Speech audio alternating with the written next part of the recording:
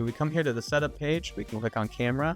That'll show us our camera and lens information. If we click manage cameras, we can see our camera database where we can either edit an existing camera or add a new camera. So let's add an ARRI Alexa 35. There's some general information such as the remote address and sensor dimensions that we can update. We also really want to update the offsets relative to the end of the robot. So if our camera is top mounted, not using C bracket, we can come here to our sensor offset, say where our sensor is positioned relative to the end of the robot. A lot of times I'll be straight down.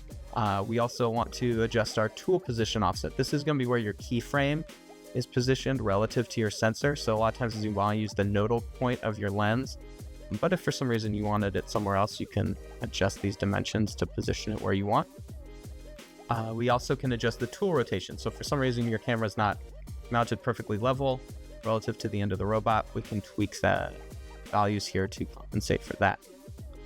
All right, here under lens information, we want to know the payload and inertia for the camera lens combination. So once you run your payload calibration, get these values, you can enter them here.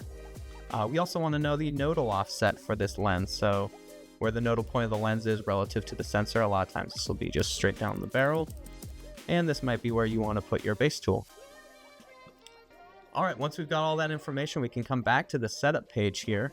We select the camera we just entered. And when we look at our offsets for the move, they've been updated to the values from the database. So if for some reason, day of shoot, you need to tweak any of these values, go ahead, enter new values. Those will apply just to the move. If you want to save those to the database, you can do that here on the setup page. Or if you want to revert back to the values from the database, you can hit revert. That'll use the values from the database.